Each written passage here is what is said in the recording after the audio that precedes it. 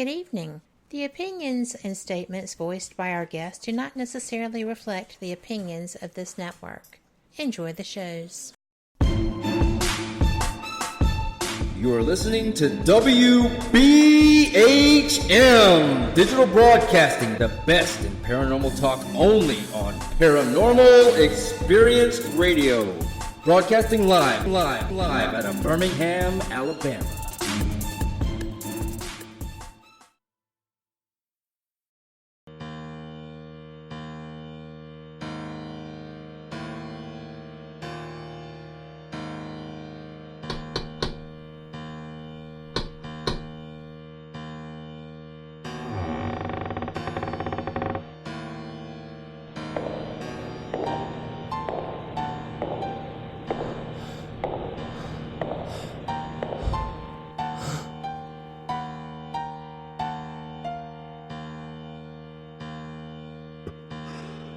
We've been expecting you. Monday, time for our maven of the supernatural, Denise Pridemore. This is the Paranormal Pride. Join to listen and chat live on WBHM-DB.com or Spreaker app. Search WBHM-DB every Monday at 7 p.m. Central for your supernatural paranormal fix. Welcome to the Paranormal Pride, where the show is about the guest and the listener.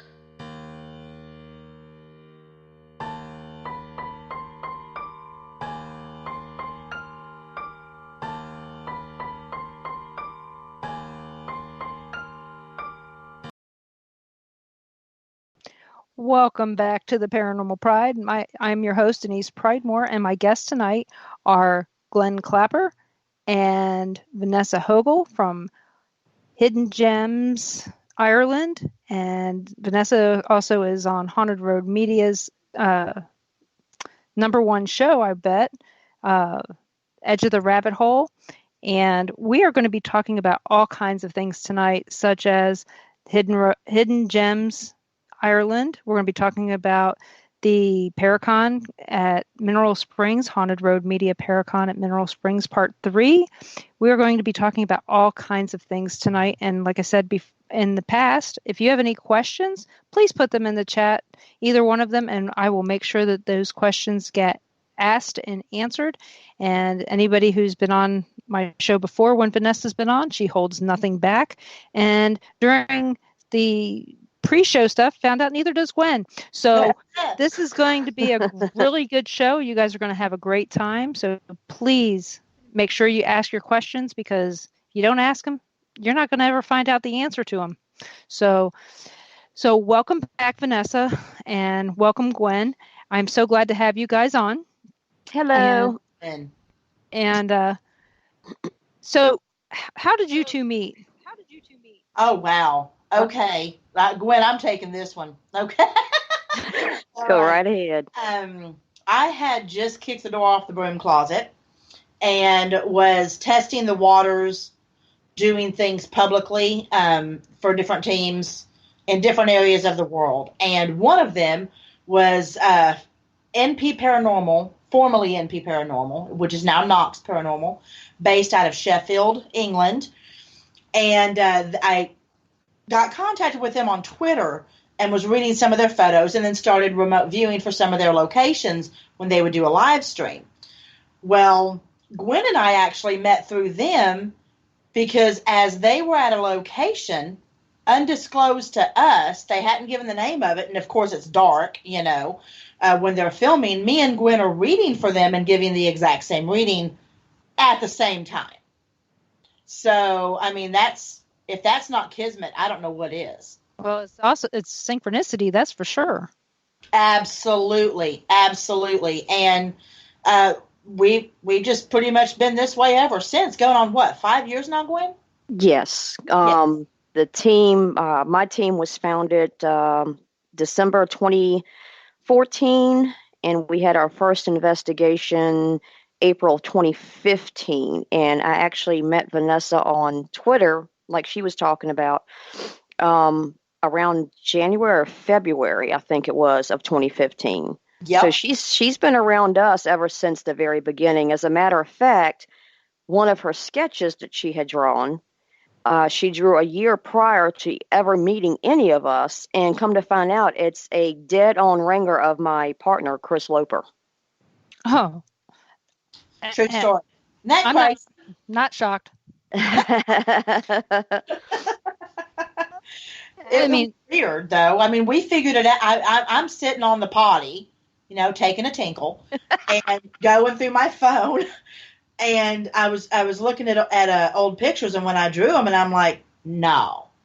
This is after I'd finally met him. I'm like, that can't be. I sent it to Gwen, and I said, who is this? Seeing if she saw the same thing I did. She goes, when did you draw Chris?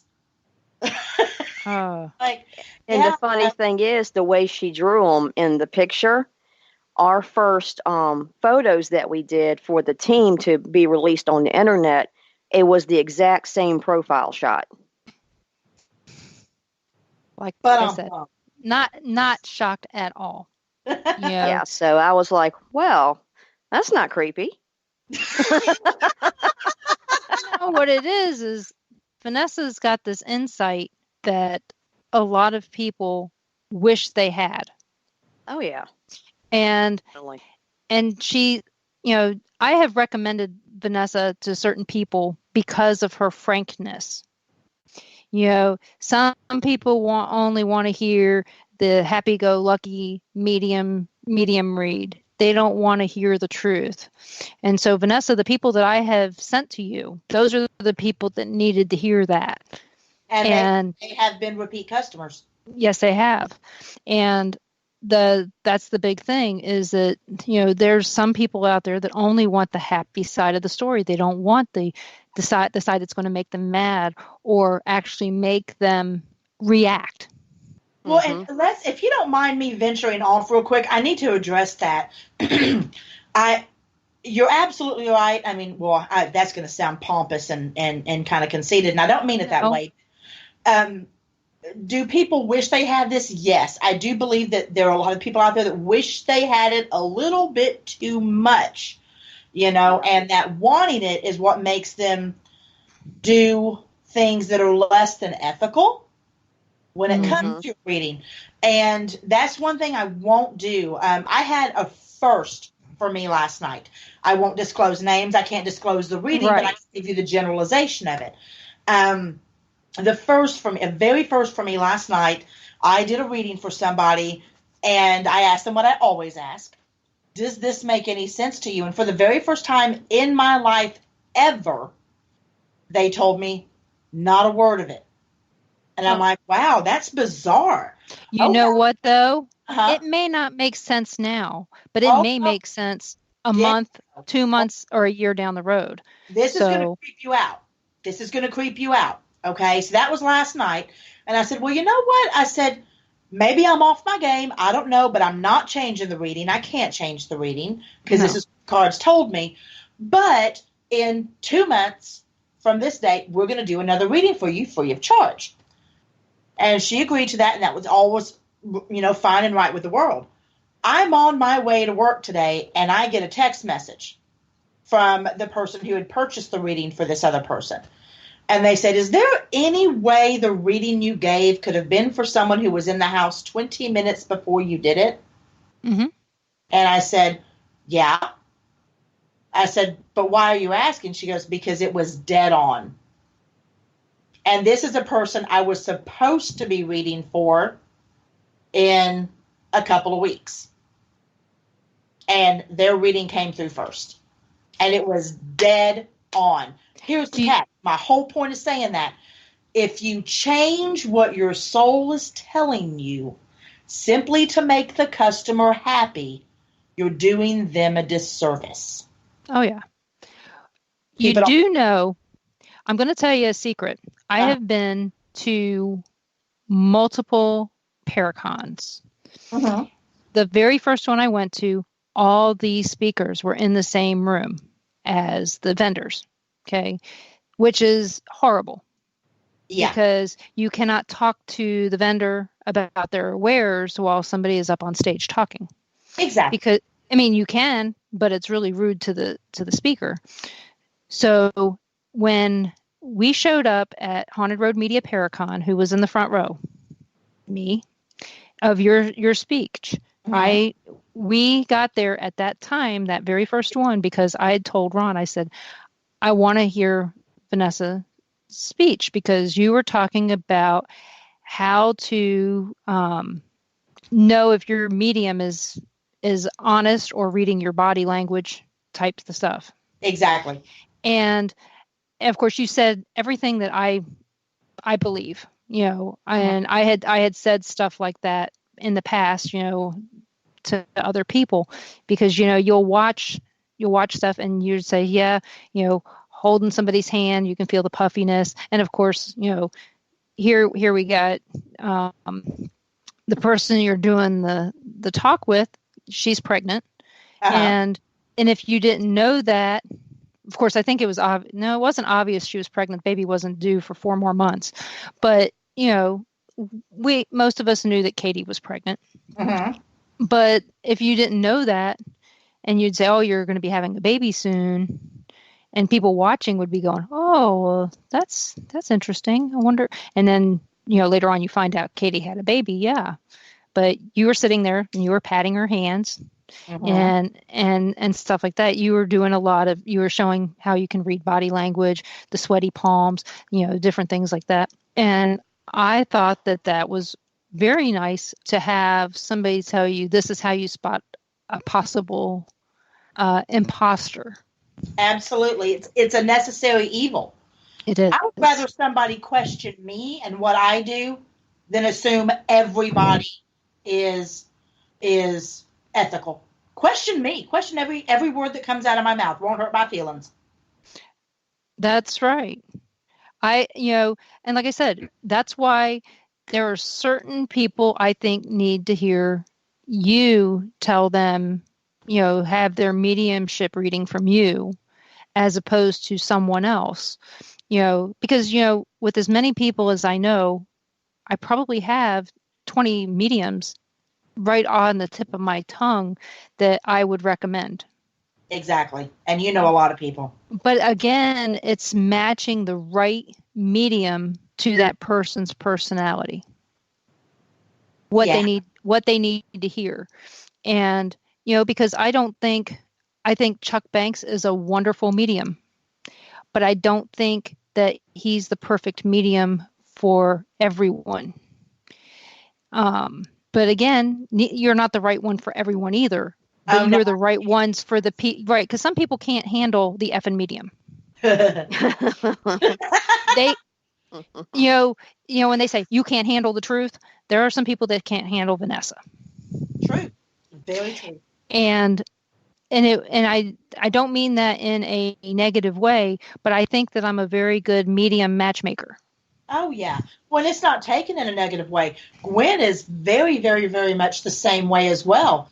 If you ask her, a direct question, you're not going to get a beat around the bush. Am I hurting their feelings? How kind do I have to be to this gentle soul? Answer. No, I don't think so. Ex-cop, ex-EMT, ex-firefighter, ex-coroner's assistant. Answer. And that's the way it should be. And some people can't handle that. Well, maybe that's the reason why she's so good at this stuff, is that she's used to talking to the dead. Absolutely. I've had so many people get upset because they're like, well, that's not right. And I'm like, look, dude, I'm just telling you what they're telling me. Okay. Bingo. I'm just telling don't get mad at the messenger.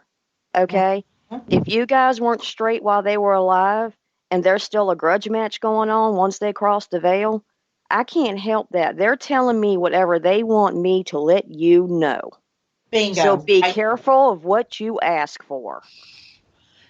Exactly right. And and this is a perfect lead-in. Let's just go ahead and call a spade, Denise. This is the attitude that we took in to filming Hidden Gems in Ireland. There was no hype, no fanfare, no BS, no special effects, no makeup. I know. I was going to say that there was no makeup. There was more makeup. Mud. There was more mud than makeup. Bingo. But we did it that way for a reason.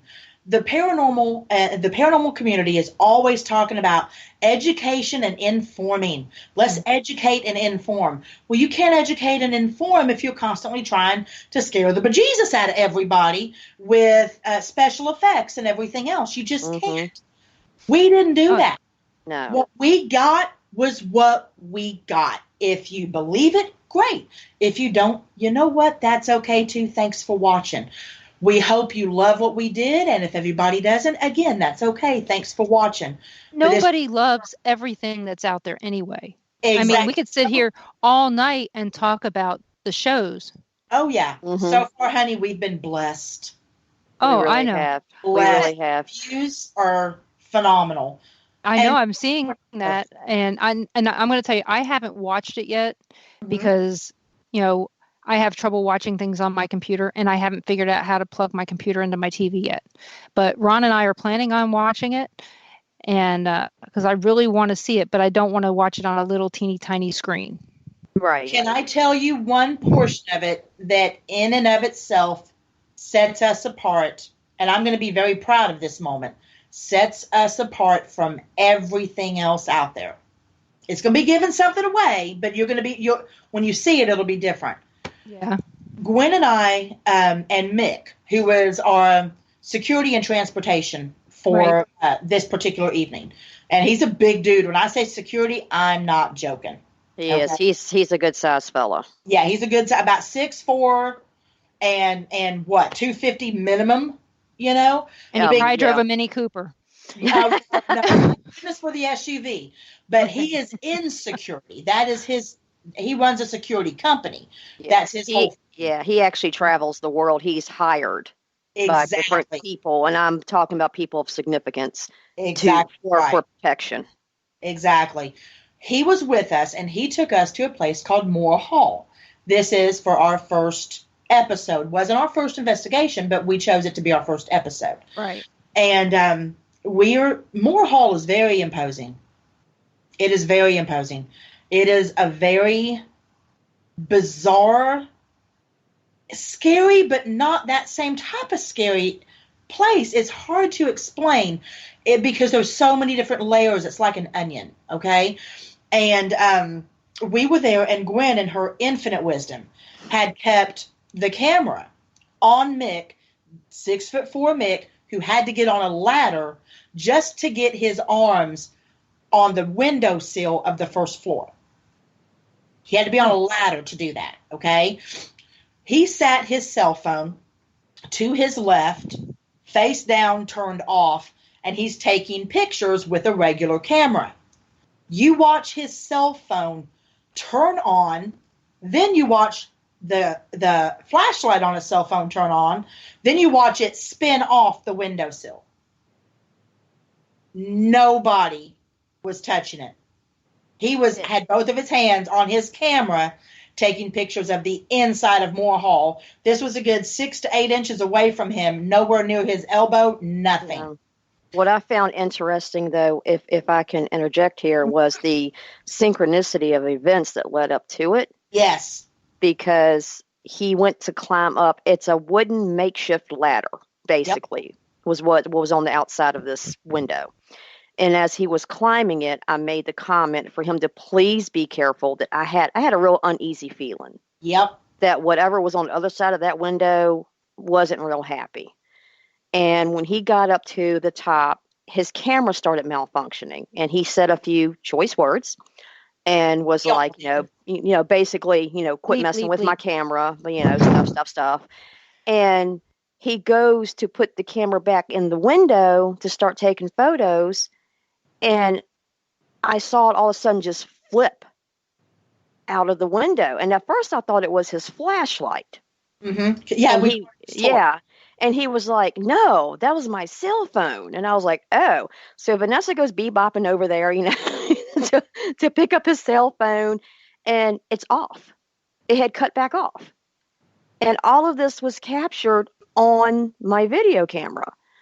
Now, what I'd like to point out is some people like the dramatic effects. Well, if that's what you like, this is not a series for you. Okay? It is a documentary. Like Vanessa says, what we capture, we capture. What we don't, we don't. We did not freak out and all go screaming and running and act like a bunch of idiots. We were Oh, like, why not? right? We were like, I know why not. but we were like, oh, okay. So we picked up his cell phone, checked it, realized his cell phone was okay. And I was like, okay, well, I think that's it for right here. Mm-hmm. What did we do? We didn't stay there and anger him. Did you throw his cell phone? We didn't do none of that crap. You must be mad at me. Yeah, you must be mad at us. So what did we do? We just went ahead and said, okay, well, we appreciate that. And we walked off to another section. It really is that simple, folks. Think of, I want to just put this out there for a moment. For anyone listening to this, whether you are, just a novice getting out there and just going to a place every now and then just to see what you feel, or whether you're someone who does this on a regular basis, I want you to think for a moment how much activity or attempted communication you miss by overreacting to situations. Mm-hmm. Think about that.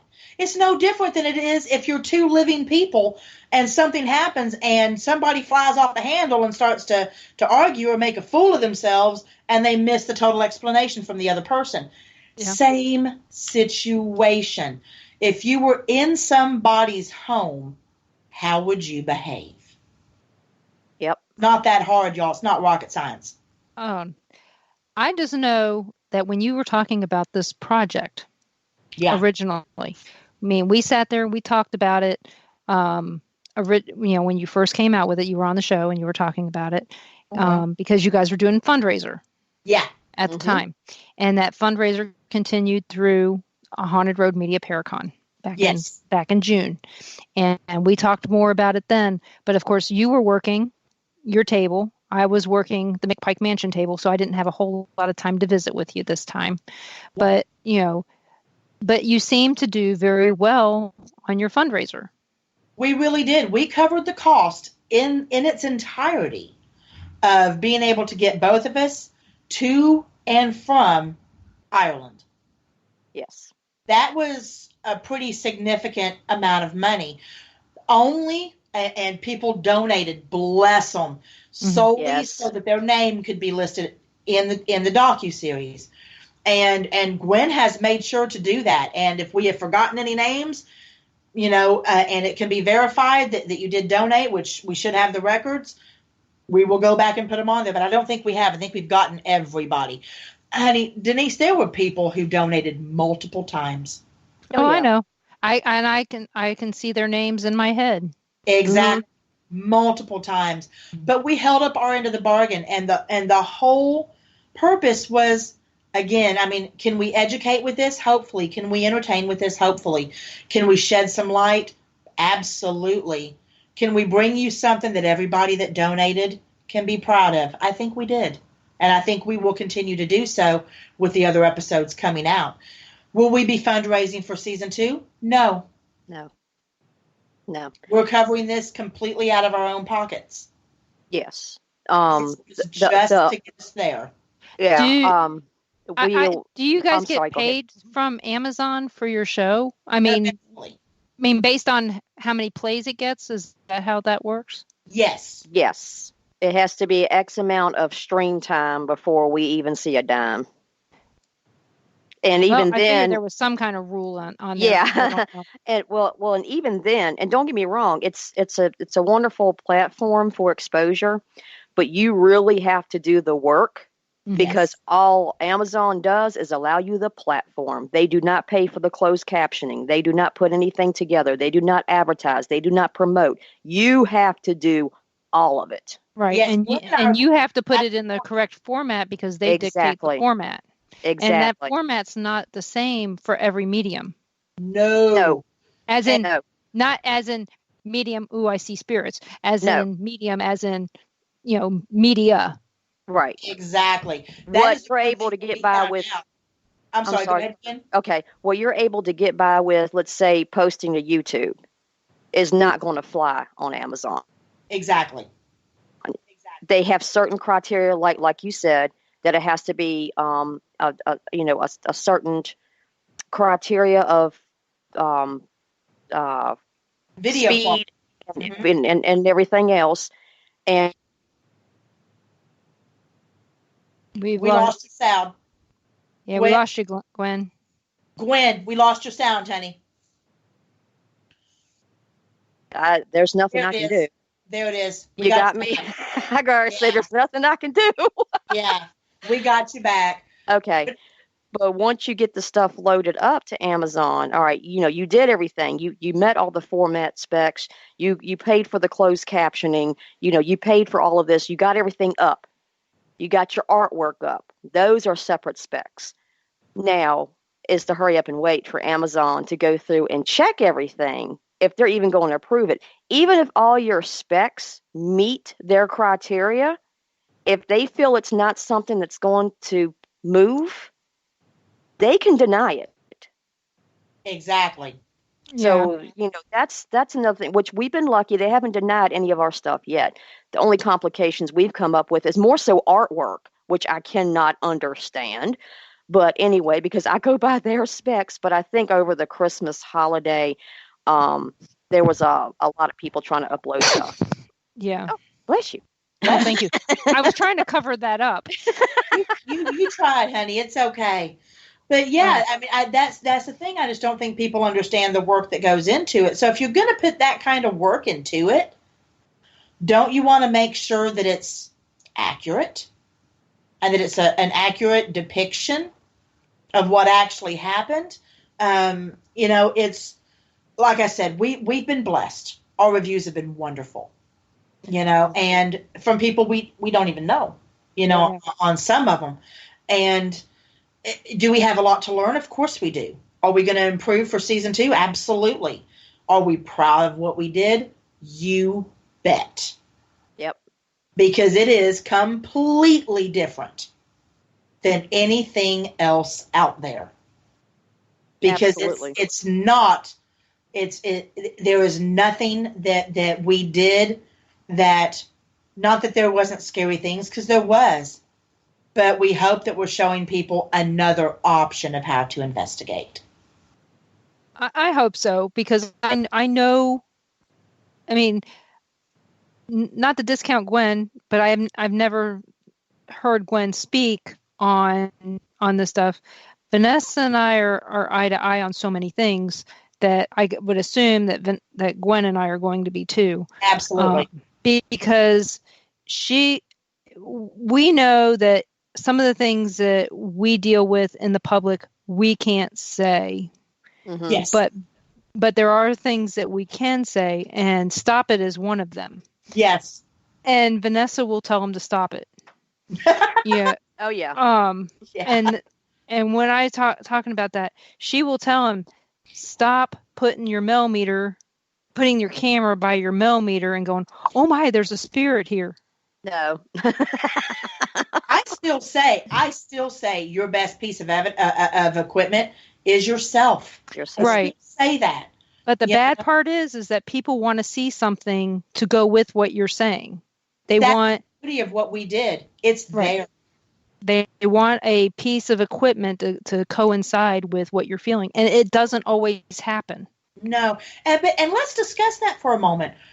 That is the reason people want that, and this is what I find fascinating, is people are still so they're so driven to prove. Mm-hmm. We don't care. No. We simply do not care. Gwen has had so many experiences in her life, and I've had so many in mine. We don't need to prove ourselves to anybody. We don't care. And the fact of the matter is, if you have, beyond a shadow of a doubt, proven that any type of paranormal activity exists even once in history, if it's been proven to actually happen, then it all happens. It's like there is this disease, this medical disease, where there's literally only one person in the world who has it. Does it mean it's not a disease? Yeah. I'm serious. I'm just being honest. Does it mean it's not a disease? It's one person in the entire world that has it. It's a disease. As far as I'm concerned, we've proven paranormal activity exists, because guess what? That phone did not get up, turn the flashlight on, and decide to hop off that windowsill by itself. And for those listeners out there that don't know me and Gwen personally, I'm all of 5'1.5". She's a half shorter than me. And this 6'4" guy had to get up on a ladder to see through the first floor window, and the place was locked up tight, so there's no way any of us got inside to push it. Plus, we couldn't have reached it. And at that, we're going to take our first break. You're listening to WBHM Digital Broadcasting out of Birmingham, Alabama. We'll be back with Gwen and Vanessa in just a few minutes.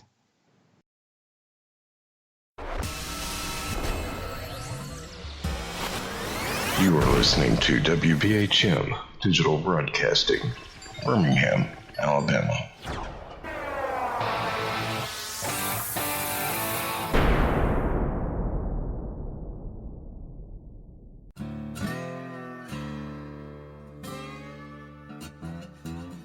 Oh, come on. I'm Southern, but... nope. That'll do. Hello. I am Kat Hobson, host of Paranormal Experience here on WBHM Digital Broadcasting out of Birmingham, Alabama. I enjoy having guests from all areas of the paranormal, from ghosts to ufology to cryptids and beyond. You'll find some of the best researchers in their fields bringing you some great information. Join me on Wednesday nights from 8 to 10 p. Eastern here on WBHM Digital Broadcasting.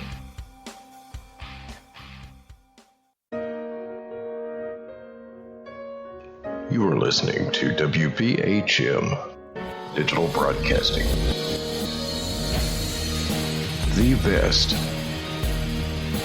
in paranormal talk radio.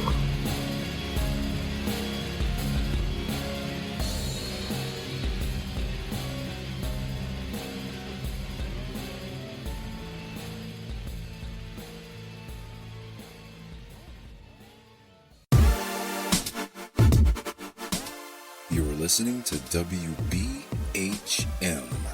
Digital Broadcasting, the best in paranormal talk, only on Paranormal Experienced Radio, broadcasting live out of Birmingham, Alabama. Since 1948, Fate Magazine has brought you reports of the strange and unknown, all of them true. Fate Radio is carrying on that tradition, bringing you the unusual, macabre, strange, and bizarre. Join host Kat Hobson Sunday nights from 8 to 10 p.m. Eastern on WBHM Digital Broadcasting.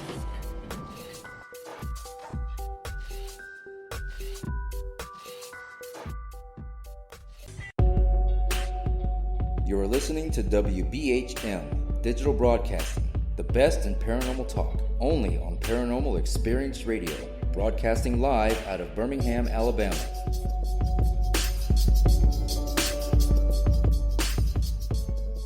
The time is 23 minutes after the hour.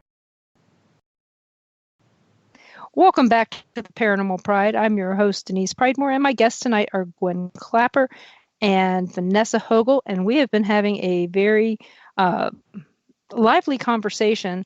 And before we get started on talking about some other things, I want to get the questions that we've had out of the way so that we don't lose them, because these questions run off the screen and I can't find them. So we're going to start with Ron has a question. He goes, "How long were you guys in Ireland, and how many locations were you able to investigate?" Gwen, take it. I'm getting my chocolate milk. Oh, my word. Yes, ma'am. See, this is what happens when you become her assistant. Okay.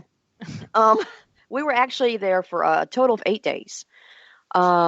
We had some other locations that were slated for us to go to, and they fell through for whatever reasons, transportation or the people that were supposed to meet up, something would happen or whatnot. Overall, I would say it was probably, we hit a location at least one, sometimes two each day. So we're looking at between 10 to 16. Absolutely. different areas that we went. Oh yeah, and I mean when Gwen Hidden says gems. that something happened to stop it, there was one particular location that we were supposed to go to, and you know, we did the preliminary interview with this particular gentleman. He was distraught, y'all. I mean, he broke our hearts. It was one of those things where you're like, please let us help him. Please let us help him. And that location was so active and so bad that, can you not hear me? Yeah, we can hear you. Okay. That location was so active and so bad that the people that were trying to get us the keys to be able to get into it, something happened every day of the 3 days they were trying to bring us the keys. So bad to the point that their daughter, on the very last day of us being able to go there, still trying to get us the keys, their daughter broke her foot. Oh, no. Yeah. Yeah. And couldn't come and bring us the keys. It was, and the same thing happened when Gwen and I were trying to go to a location in Virginia, which we actually ended up being able to go to. I mean, to the point to where paranormally activity happened that actually injured the children that were living at the residence. But we were still able to get there, thank goodness. So we did have more slated, but when you're at the mercy, you do what you can. And I think that some places that we didn't know we were going to be going, that we ended up going, ended up being better than the places we had slated. We've been places that people in Ireland don't even know we're there. Wow. Yes. Okay, we have another question from Carl from CC Paranormal. Uh-huh. Did they meet or use other paranormal people or teams in Ireland? We had Mike Phillips, who is a dear friend of mine and Gwen's. If you watch Vikings or Game of Thrones, you've seen him. He's been on Vikings for going on 6 years now, and he was on 3 or 4 seasons of Game of Thrones. He is with PPI, and that's Phillips Paranormal Incorporated. They're in Ireland. He also runs the establishment that sponsored our stay and our food the entire time we were in Ireland. Good, because I was going to ask how much peanut butter and jelly you ate this time. Oh, We ate a lot of peanut butter and jelly. we did. And yeah, that comment right there, y'all, that comes from the fact that these two gals right here, let me go ahead and toot our horns. We are both in our 40s. And what we did was one suitcase that we checked instead of doing a carry-on was full of granola bars, peanuts, peanut butter and jelly, beef jerky, and all things essential to take over there because we went with zero money, basically. Yep. Zero. This was a labor of love from all aspects, just a labor of love. But Mike is with PPI. He is the founder of PPI. And so he was there at the location, at one of the locations that we investigated because we stayed in it. Mm-hmm. And he was able to go with us on a couple of areas. But get this, one of the reasons we couldn't get to the other locations was because the day before we got there, one of the people that was supposed to be covering the motel that we were staying at so he could do this with us came down with, what was it? Strep throat? Gwen, meningitis. Oh, that's horrible. It was meningitis. What are the odds? She came down with meningitis. I was like, well, dude, you're going to be stuck here because it's going to take a while for her to recoup. Exactly. Oh, yeah. The day before we got there. Because meningitis is hospital and antibiotics and can kill you. Yeah, my son had viral meningitis, so yeah. Yeah, they tested me for meningitis one time during my 4-year migraine. They didn't know what was wrong. They tested me for all kinds of stuff. And the test for meningitis sucks. Yep. Yes, it does. Yeah, the spinal tap, yeah. And they didn't do the blood patch. And needless to say, I was sick for 2 more weeks from just that. Couldn't hardly stand up. Yeah, but that's a long story. So we do have another question. This one is from Sherry, and she asks, so what was their favorite place they investigated in Ireland? And if we could get a little back history on the place, that would be awesome. Oh, goodness. And there's more questions that go with this, but I'll let you guys go there before we go into the other questions. My favorite place, and not because it was a good place, was when we went to Tomb and went to the site of the mother and baby home that was in Tomb, where, what was it, over 800 children, Gwen? Yes. Under the age of 8 were disposed of. And I remember you talking about that before you even went. That's an episode that has not been released yet. Exactly. And it was heartbreaking. It was. But we have received updates. So yes, it was heartbreaking. And for those who don't know, the mother and baby homes in Ireland were ran by the church, whether it was Sisters of the Sacred Heart or the Bon Secours nuns from France. They would run these mother and baby homes, and the infant mortality rate and the mother mortality rate of these young mothers that were kicked out of their homes from their families that were sent to these mother and baby homes, the mortality rate was skyrocketed. It was high until the nuns figured out they could sell these children to American citizens in illegal adoptions. And the reason this was so important to me is in Tomb, the mother and baby home was ran by the Bon Secours nuns, but in Castle Pollard, which is the area that my family settled, my maiden name is Pollard. It was one of my great-great-granduncles that actually received the land and settled it. Our ancestral home in Castle Pollard was actually bought by the Sisters of the Sacred Heart, and they did the same thing. So these children were basically born from these unwed mothers and giving the least amount of care possible because they were considered bastards and were not important. And when you step on this land that I would love, I mean, that's the backstory. I don't want to tell you what it looks like right now. That's going to come in an episode. But when you step on this land where this home stood in Tomb,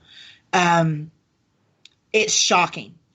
But what's even more shocking is even though apparently the community, the government, tried to go in and make it one thing, those that live around it have never forgotten what it was.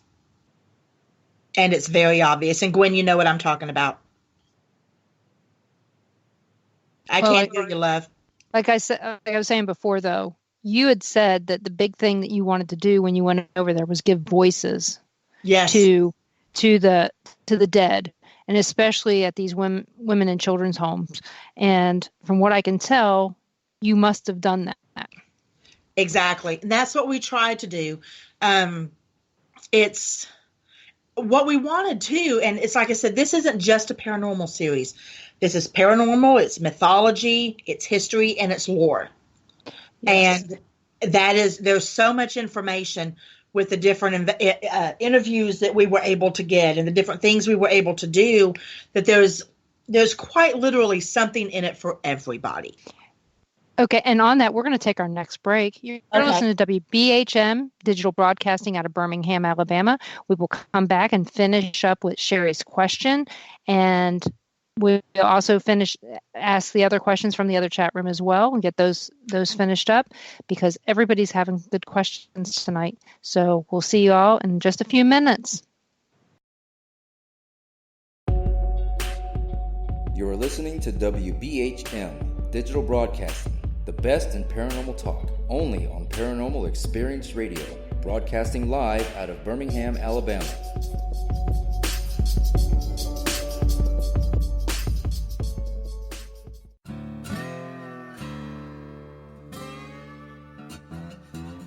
Oh, come on. I'm Southern, but...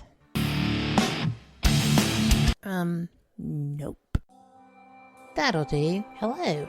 I am Kat Hobson, host of Paranormal Experience here on WBHM Digital Broadcasting out of Birmingham, Alabama. I enjoy having guests from all areas of the paranormal, from ghosts to ufology to cryptids and beyond. You'll find some of the best researchers in their fields bringing you some great information. Join me on Wednesday nights from 8 to 10 p. Eastern here on WBHM Digital Broadcasting. Since 1948, Fate magazine has brought you reports of the strange and unknown, all of them true. Fate Radio is carrying on that tradition, bringing you the unusual, macabre, strange, and bizarre. Join host Kat Hobson Sunday nights from 8 to 10 p.m. Eastern on WBHM Digital Broadcasting.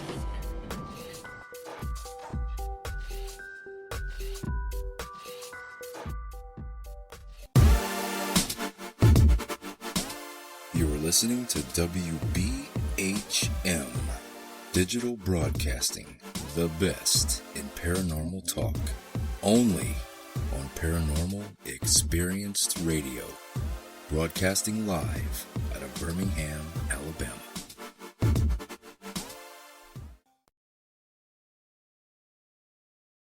Welcome back to the Paranormal Pride. I'm your host, Denise Pridemore, and my guests tonight are Gwen Clapper and Vanessa Hogle.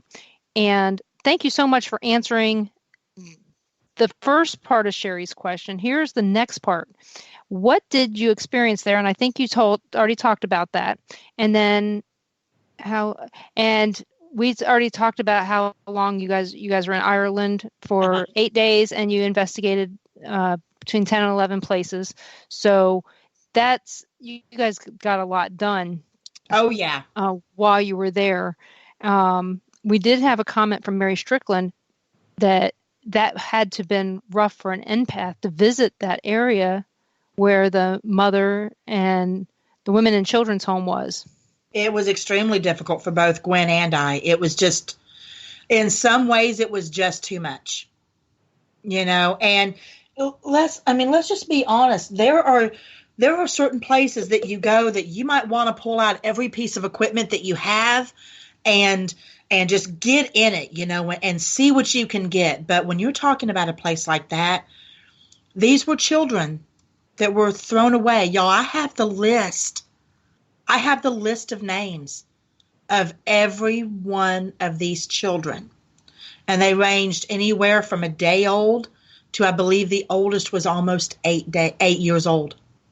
And there is no investigation that is going to truly make you understand what it felt like being there. There just isn't. And it almost felt, we got video footage, and we, got the whole area and went down to where they still have where excavation could be done. But it is actually believed that some of these children went into the sewage system and actually were washed out to sea. Think about that for a moment.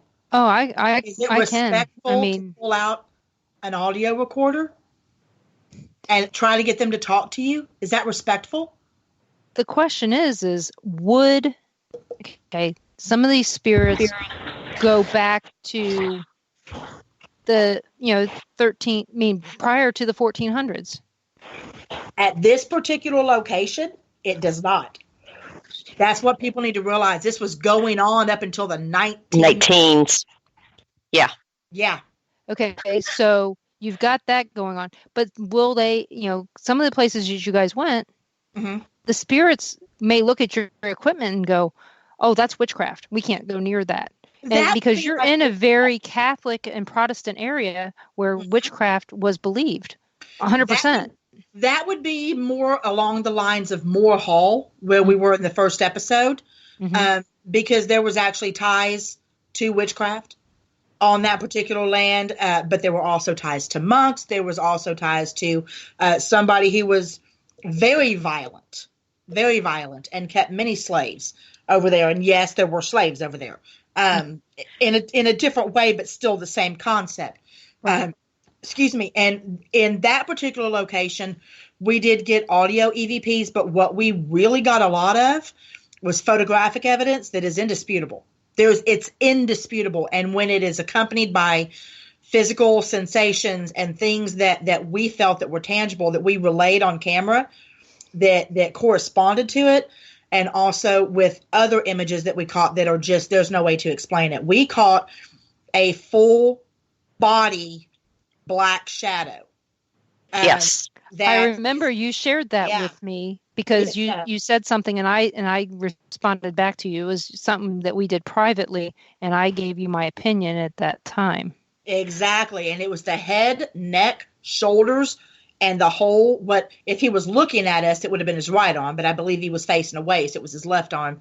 But it's right there. There's no hair on my head that's going to make that shape. Okay. It just isn't. And just when Gwen and I were in the famine area of the Moore Hall estate, and we're taking pictures, and you watch it in sequence, and only caught on my camera, on nobody else's camera, not on video, not on nothing, where you can see us getting more surrounded and more surrounded and more surrounded, and it's turning gold. And that's coinciding with me feeling like I'm claustrophobic. There's so many of them there that we have to leave. To me, that's indisputable evidence. Whether anyone else thinks it is, I don't know. Don't care. Right. I think some of the best photographic evidence we don't have in our possession yet. It's still in Ireland. Yeah. We've been trying to get it to show people because it's just it's really weird because in some of the video footage, while I'm operating the camera, you can hear Vanessa off in the distance going, "Gwen," and I say, "Yeah, I know it's right above me," because I could feel the energy. And sure enough, what Mick caught on his camera, there's no explanation for it. And he just works so many dang hours all over the world doing his security that he just hasn't been able to get it to us yet. And it's so frustrating because it's there. Yep. It's there. So you're going to have to light a fire under his rear to get that. We're trying. Well, tell him you need security at home. Well, I told Vanessa what we're going to do is what I initially wanted to do to start with, because I bought all brand new SD cards, everything for this trip. I bought a brand new external hard drive to transfer everything on so I could keep it in my possession the entire time. And back it up. And, to back it all up. And so I said, from now on, when we do these, I will be issuing all the SD cards. That way I know where they came from. I'll make sure I have cards that fits everybody's equipment, regardless of what it is. When we get done, you hand that card straight back to me. Yepers. Yeah, I carry a 2 gig flash drive with me everywhere I go. Yes. And because it has everything on it, if I happen to need it, I've got it. But I also back that up onto, I have 2 computers. So I do a lot of my stuff on my work computer and then transfer it to my computer. Right. My work computer has all the bells and whistles. See, that's the thing. I can do anything on my work computer.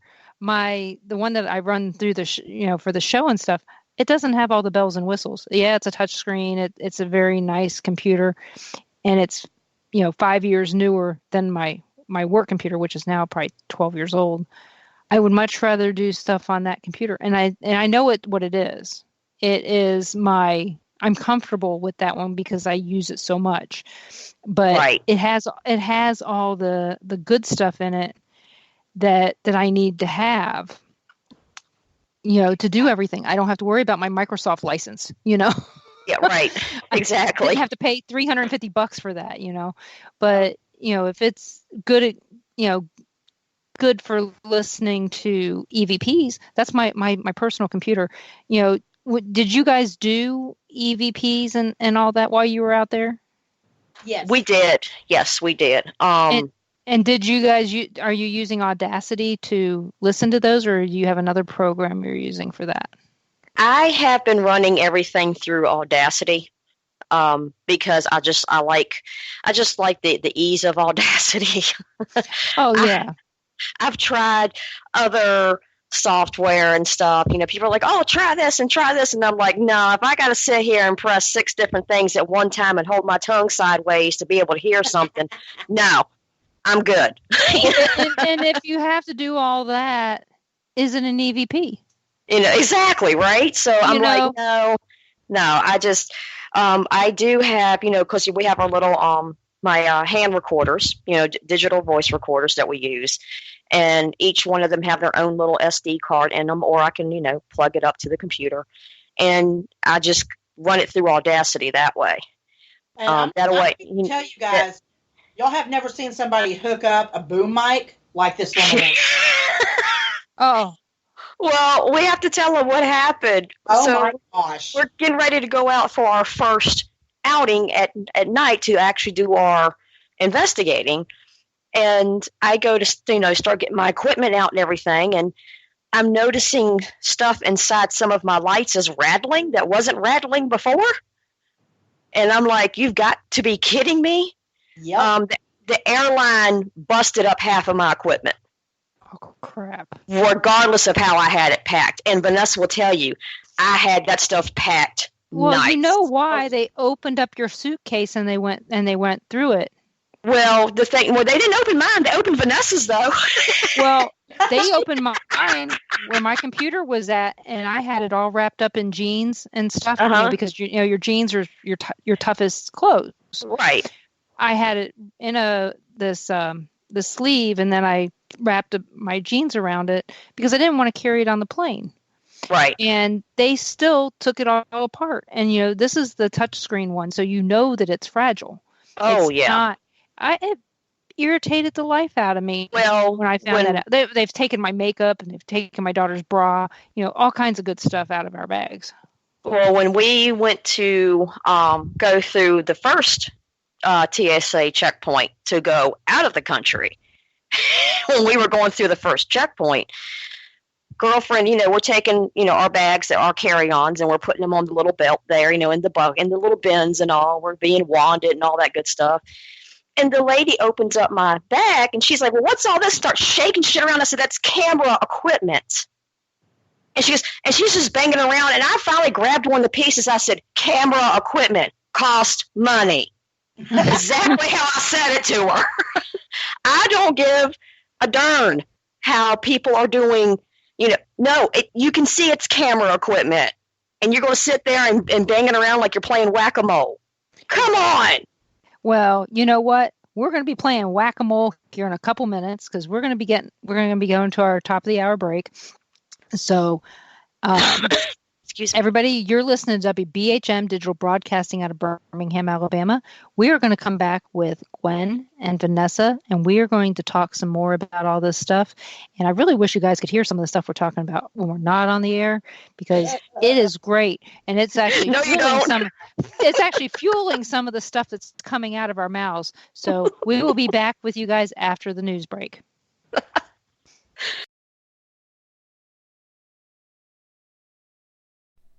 Live from NPR News in Washington, I'm Janine Herbst. After a delay by the House of Representatives, President Trump's impeachment trial will move forward this week. NPR's Mara Eliason has more on what's ahead. House Speaker Nancy Pelosi will send articles of impeachment over to the Senate this week, and then the Senate will conduct a trial on Senate Majority Leader Mitch McConnell's terms. Pelosi says not calling witnesses is the equivalent of a cover-up, but McConnell says he won't discuss calling witnesses until after opening statements. Meanwhile, President Trump is of many minds on this subject. Yesterday, he tweeted that Pelosi and House Intelligence Committee Chairman Adam Schiff should both be called as witnesses. A few hours later, he tweeted that to have a trial rather than an outright dismissal would give the Democrat witch hunt credibility it shouldn't have. So sometimes the president sounds like he thinks a trial would be good for him. Other times he wants to deep six the whole thing. Mara Eliason, NPR News, Washington. Trump was impeached weeks ago by the House for abuse of power and obstruction of Congress over his dealings with Ukraine. The United States has expelled 21 military cadets training at bases across the U.S. The move is a result of an investigation into the fatal shooting at Naval Air Station Pensacola that left 3 sailors dead, 8 other people injured. The gunman, also a Saudi trainee, was shot and killed by law enforcement. Attorney General William Barr says investigators didn't find any evidence that he was affiliated with a terrorist group. The 21 trainees have been sent home for allegedly having anti-American sentiment. Some had contact with child pornography, but they are not accused of helping the gunman. They do face possible discipline once they get home to Saudi Arabia. Senator Bernie Sanders' presidential campaign is firing back after reports that he once told fellow candidate Elizabeth Warren that he didn't think a woman could be elected president in 2020. NPR's Danielle Kurtzleben has more. CNN reported that Sanders said this to Warren in a private meeting in December 2018. At the meeting, CNN reported, the 2 senators also agreed to avoid attacking each other. The reporting was based on conversations with 4 people said to be familiar with what happened at the meeting. Sanders has responded in a statement provided to NPR saying that those sources are lying. He writes, quote, "It is ludicrous to believe that at the same meeting where Elizabeth Warren told me she was going to run for president, I would tell her that a woman couldn't win." The story comes on the heels of news that Sanders' volunteers were using a script diminishing Warren's electability. Warren responded that she's, quote, "disappointed." Danielle Kurtzleben, NPR News, Winterset, Iowa. Wall Street higher by the bell today, the Dow at a record close, gaining 83 points to end at 28,907. That's up 0.3%. The Nasdaq up over 1%, gaining 95 points at 92.73. The S&P 500 up 22 points. This is NPR. Those who needed to get a driver's license or update one today had a long wait after motor vehicle agencies around the country were hit with a 4-hour computer outage, preventing them from verifying Social Security numbers and passports. That left DMVs unable to process license renewals and vehicle titles. The Library of Congress has named author Jason Reynolds its new ambassador for young people's literature. Reynolds has written 13 books for young readers. His most recent, Look Both Ways, A Tale Told in 10 Blocks, was a National Award book finalist. NPR's Petra Mayer has more. Jason Reynolds will spend the next 2 years traveling the country, visiting libraries and talking to kids. He says his goal isn't just to get them to read more, it's to get them to see the value in their own personal stories. He'll launch a program called Grab the Mic, Tell Your Story, and he'll be partnering with the nonprofit organization StoryCorps to create a recorded archive of those stories. Reynolds takes over from Jacqueline Woodson. Previous ambassadors have included Walter Dean Myers and Kate DiCamillo. He'll be introduced in a ceremony at the Library of Congress on Thursday. Petra Mayer, NPR News, Washington. The Oscar nominations are out, and this year, no female directors made the list. Todd Phillips' supervillain origin story, Joker, leads all films with 11 nominations, including Best Picture. The Irishman, Once Upon a Time in Hollywood, and 1917 all trail close behind with 10 nominations apiece. The 92nd Academy Awards will be held next month in Los Angeles, and for the second time in a row, the show won't have a host. I'm Janine Herbst, NPR News in Washington. Welcome back to the Paranormal Pride. I'm your host, Denise Pridemore, and my guests tonight are Gwen Clapper and Vanessa Hogle, and we are having a great time. And I'm going to get back to these other questions because I didn't get through them all.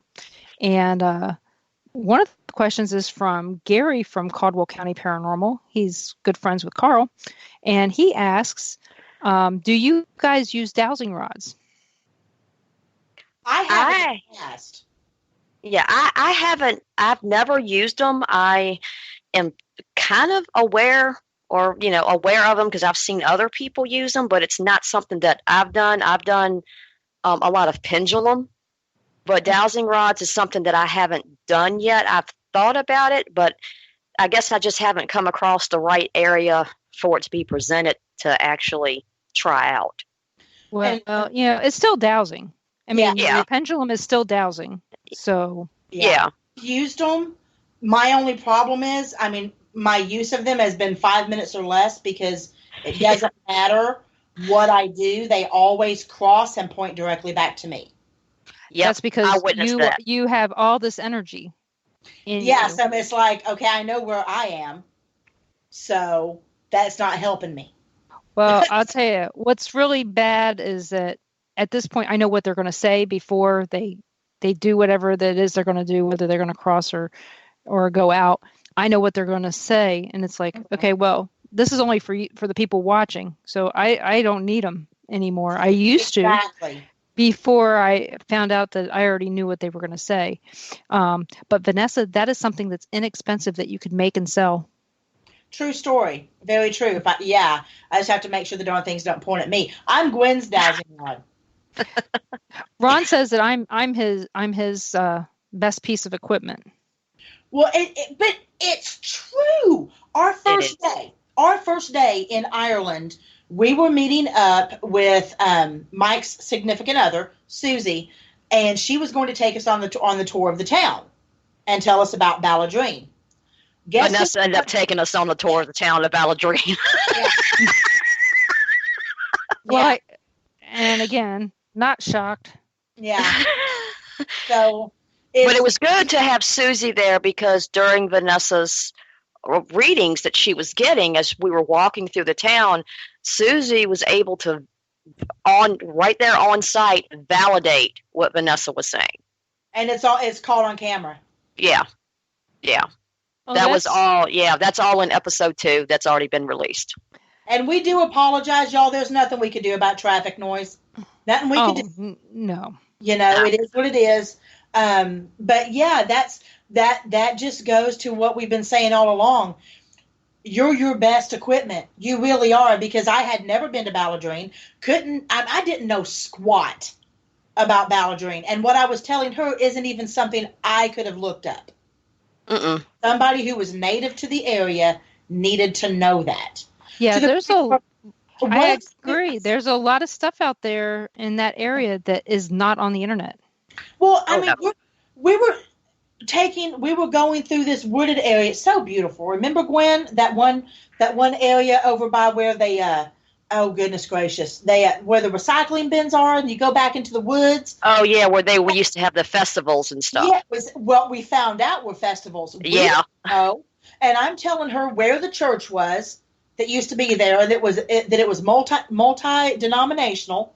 Yep. There wasn't a specific religion that went there. And then the naked parties that people used to have back there that were like festivals, because I'm like, they're naked. They're not just naked, they're naked. That was hysterical. Vanessa turns around, she goes, oh, they're naked. And she was able to confirm every bit of it. Every bit of it. And that, again, that is not anything I could have ever known. Nothing I could have known.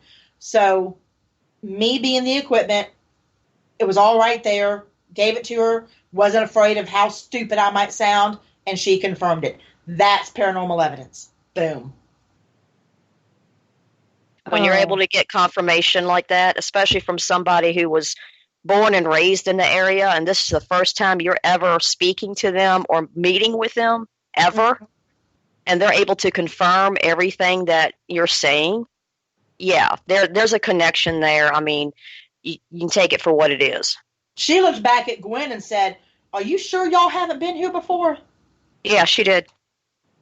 I was like, honey, I couldn't even pronounce Balladrine before I got here. It took us, the first 3 days to be able to get it right. Yeah, it did. Is that the place you posted about today? With a big long word that started with a B? Yes. Okay, because I was looking at that and I'm going, I have no clue where in the heck this is, but I gave you what I saw in the picture. I don't know if I was right, but I gave you what I saw in the one with the doorway. And but again, I don't know. I've never been to Ireland. I'm Irish. I have family from Ireland, but I don't know where from. But we do have another comment from Tom McNicholas. He says, "Do you guys need a helper on your next visit? I can be their cameraman." So you gotta volunteer there. Appreciate it. But we're for right now. We have everything filled for right now. Now, if our ventures start getting bigger, I mean, who knows what's going to happen? Exactly. We have Chris will be actually manning the camera for the majority of the time, where we're going to be this next time. And we'll have, yeah. And you guys have lots of notes already written down about everything you want to do this time in this place, right? Yeah. At least generally, because I know that you had notes this last time, and just because you had the notes didn't mean that it was going to be, like you said, it ended up not even going to some of the places that you had notes for. Not that it was notes on the location, it was information that you needed to get to the location, things like that. And hey, I'd like to go here because this is what I've heard. I want to validate this. I know that that's kind of how you went about it. So it's always very interesting what you plan for and what changes. So, and then we have another question from Carl to ask you as well. And this has to go back to the equipment. When you guys were doing the show, what type of equipment did you use while filming? I tell you what I used most of the time. As a matter of fact, I have it in my hand right now. It's a very simple little handheld camera that my team, Beyond Perception Investigators, bought several years ago. It's just a real simple 1080p full HD camera. It has the night vision and all. You know, you can hook anything up to it you want, external mics, IR lights, all that good stuff. And it's not a name brand, surprisingly. It's a BENQ what's spelled on it. A lot of people would hear that and go, "What is that?" But it's been a really good little camera. The only problem we had was the locations that we went to. And now we've been, of course, it's nighttime. You know, we've been to dark locations before. But the lighting that I usually use will light it up enough to where you can see these locations. And my educated guess would be because of the energy that was present. Mm-hmm. It was so dark that you could not see your hand 3 feet in front of you. Y'all, that's true. Gwen's not exaggerating there. At Moore Hall, you have not seen dark until you've seen dark in the middle of the night in Ireland. And what y'all need to know is it was light outside until almost 11 o'clock at night while we were there. Yep. They have 16, the sun rises at about 5:36 a.m. and doesn't come down till 11 o'clock at night, the time we were there in July. You know, so it goes from being, I can see everything, to what happened? It sounds like being in the basement of McPike Mansion with the lights off. It is so dark you can't see anything. Yeah. And as far as me, I used my Samsung camera and my Nikon Coolpix L320 is what I used. And then I had another camera that I used too. That was it's basically a vlogging camera is what I had. I had bought it especially for the trip, and it did okay, but it didn't do as good as my little handheld video recorder. I know, you're always surprised, aren't you? You know, because I paid so much more. You know, I paid so much more for the other camera versus the camcorder. And then the EVP recorders, or the digital voice recorders that we used, are ones that you could get at Walmart, if there's any Radio Shacks left in your area, Best Buy. It's just a basic Olympus. Oh yeah, and the Olympus you have has a jack in it, right? To where you can plug it to your computer. That is so important because we bought one Olympus and we have a Sony. And the Sony has the jack and the other doesn't. So I end up having to take everything from the Olympus and put it onto the Sony and then transfer it to the computer. Yeah. And I don't know if that causes any distortion at all. So far I haven't found any. But you know, the bad part about EVPs is that you have to go through and listen to them. Mm-hmm. And another thing too, and Vanessa will tell you, I'm a big stickler about this. My teammates, bless them, they're not as bad for it as they used to be, which we were all bad for this when we first started this, you know, years ago. But my rule of thumb, even when we have a guest investigator, we'll have people like that's the homeowner or whatever that we're investigating for. And they want to, you know, come in on the investigation, which we encourage. because they can debunk a lot of stuff for us. If there's a sound or something, they can tell us if that's normal or not. Yeah, you it's know, the furnace kicking in, or right, or whatever. People, when you're using these digital voice recorders, set them down. Do not hold them.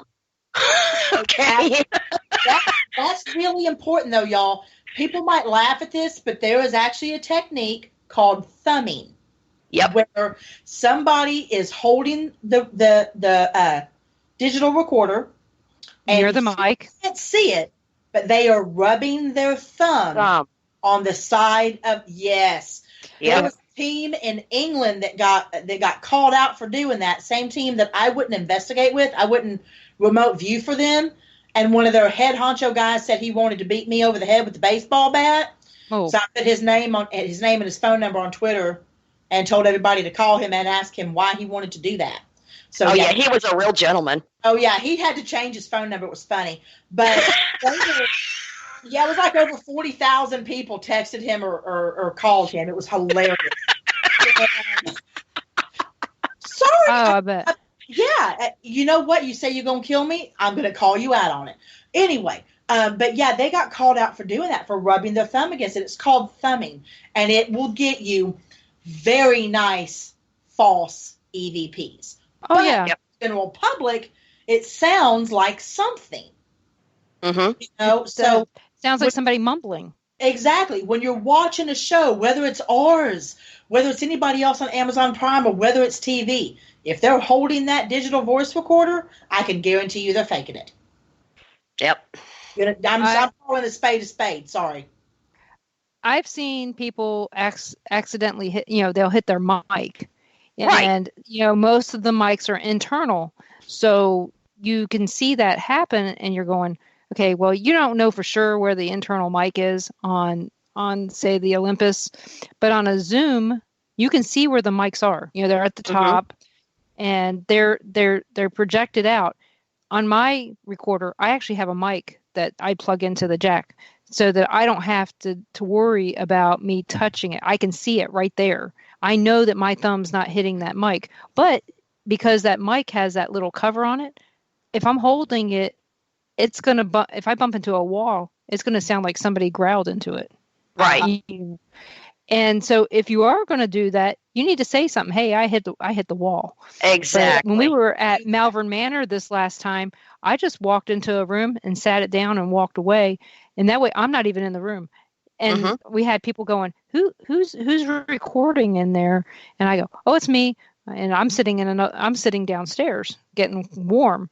And here's my recorder's here. My recorder's in the attic. You know what? I'm bad. I still haven't listened to it, but I will. And so that's. I agree. It needs to be sitting down. I understand where you want to hold it, and I noticed that there's this new one that you wear on your wrist. I don't know how that's going to be. My only thing against your side, you're going to do something. Well, not only that, your wrist, has a lot of little bones in it. Okay, you could go to turn a doorknob, or you could go to pick up an ink pen, and those little bones can pop, and you won't hear it, but that recorder's going to pick it up. Oh yeah, and it could also pick up your heartbeat. Oh, absolutely. I mean, because I have a tendency to wear my watches on the inside of my wrist. Yeah. Most people wear them on the outside. There are a few weird people that wear them on the inside. And that's where I tend to wear mine. So that's probably what would end up happening. It would probably pick up my heartbeat. So, that would kind of scare me there on false EVPs.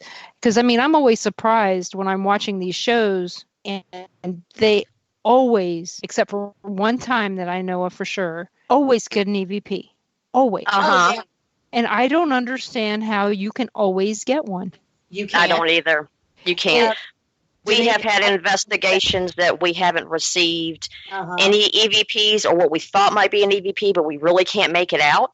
And then we'll go to investigations that it is non-stop. It's like, holy crow.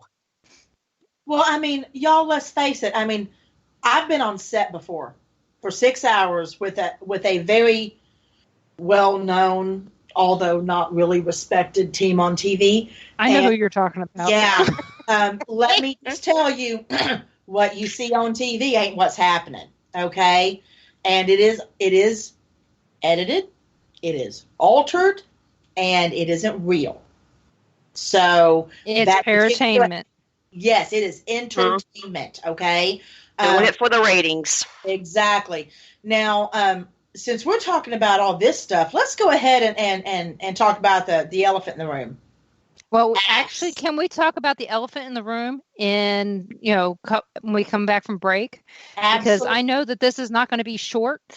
So I'm not going to let you get started just to have you start back up again. So everybody, You're listening to WBHM Digital Broadcasting out of Birmingham, Alabama. We'll be back with Gwen and Vanessa in just a few minutes. So I hope you guys go get a drink and come on back, and we'll be waiting for you.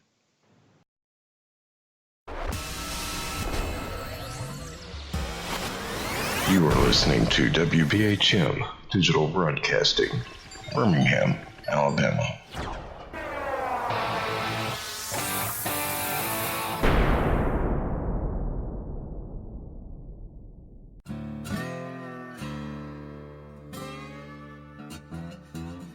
Oh, come on. I'm Southern, but... nope. That'll do. Hello. I am Kat Hobson, host of Paranormal Experience here on WBHM Digital Broadcasting out of Birmingham, Alabama. I enjoy having guests from all areas of the paranormal, from ghosts to ufology to cryptids and beyond. You'll find some of the best researchers in their fields bringing you some great information. Join me on Wednesday nights from 8 to 10 p. Eastern here on WBHM Digital Broadcasting.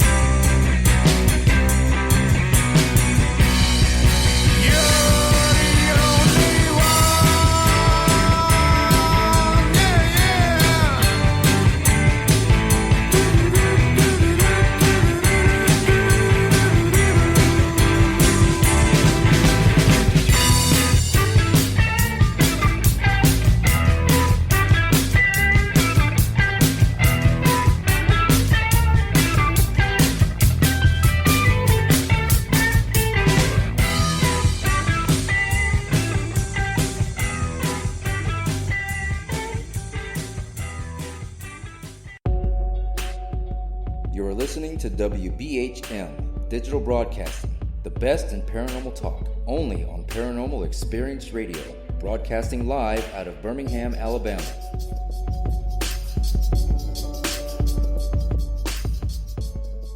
The time is 23 minutes after the hour.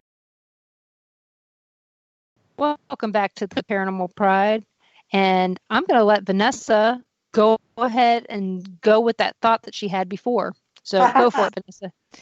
If you remember what it was. I sure do. Since we're talking about EVPs and how to fake them and this, that, and the other and what you should and shouldn't do, let's all sit down, kiddos, and have a nice long chat about ghost apps on your phone. Now, I know, before you start throwing things at your computer screen, I understand that there are some that people out there really love, okay? And I get it. However, I really want people to understand one of the reasons I don't use them, and I know Gwen doesn't use them, is because your phone is listening to you all the time. all the time if you have a smartphone. Every single app that you download, you have to go through that whole list of everything that it says, will you accept? And 9 times out of 10, it's, will it give you access to your pictures, to your voicemail, whatever location, location. You have to hit accept in order to get that app, even if it's non-paranormal. So it is listening already. Those phones are made to listen to what you say, and they can spit out whatever word they want. Now, here's the thing. This had always occurred to me, but it never really occurred to me until I started paying attention to certain things that we had at work, like walkie-talkies. My office is so big, we have to use walkie-talkies to let, the staff in the back and the staff in the front know when we're finished with the patient, when we have new patients up, this, that, and the other. Have you ever listened to your walkie-talkies when they talk to you and it's not a person's voice? Oh, yeah. When it's your battery telling you need to change the battery, when you need to put it on the charger, when you need to do any of that stuff, it sounds just like the ghost apps.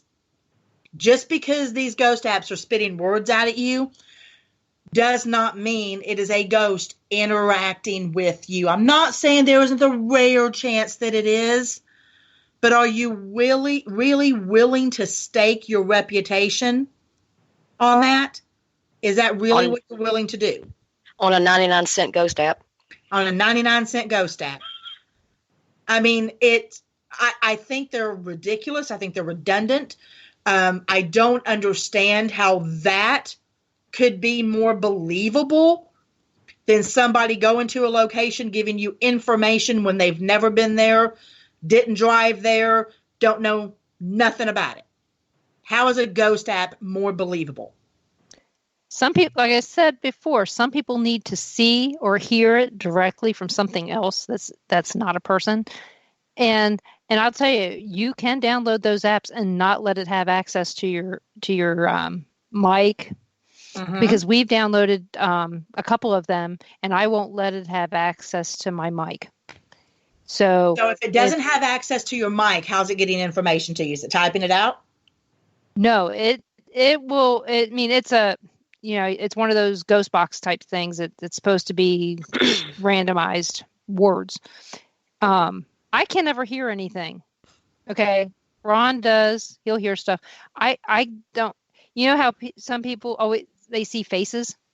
Yeah. In pictures, they have that pareidoia. There's people that have voice pareidoia too. Me, sometimes I'll sit there and I'll listen, and I can't hear a damn thing. Even though there is a lot of noises, but I don't hear words. Mm-hmm. So I'm one of those rare people. I can look at the clouds and not see the bunny that everybody's pointing out. Hey, there's a bunny in the clouds. Okay. But that's another good point. The pareidolia, I think is how you say it, or matrix, whatever. The one thing that I have found in the many years of doing this is it is easy for some of us, self included, to see images where they may not be. The catch for me, and this has happened a few times, is when you can enlarge the picture and it only gets more clear.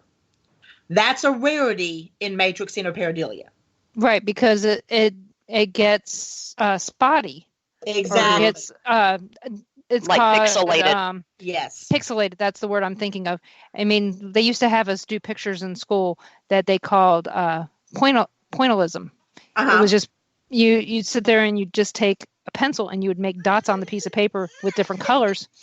And pork chop's been heard from. And and you could make pictures for all that, and people would see stuff in the pictures because they were made into it. But that's the same thing as pixelating before printers.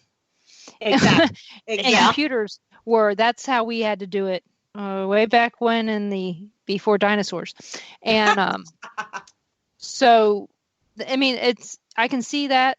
I will tell you, there was only one instance over a couple days where I actually saw something that looked like faces, that looked like a person standing there in somebody's picture.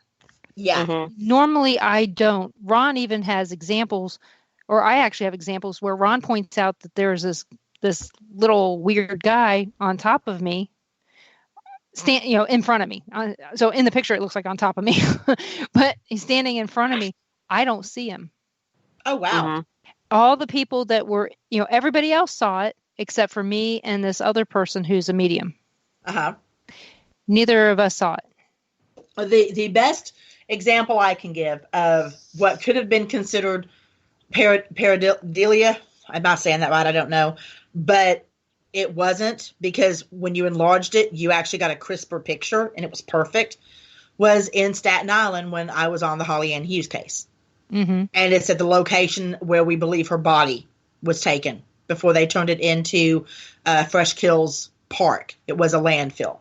And it is a perfect picture of a person. Whether it's her or not, I don't know. Because trust me, there were plenty of bodies that ended up in that landfill. But it was definitely a person. And it was backed up by communication there with that. Gwen, what's that doohickey that does the different colors? That goes from green to red? The spectrum? Yeah, when they take it, like they answer your questions by popping it up to red. What's that thing called?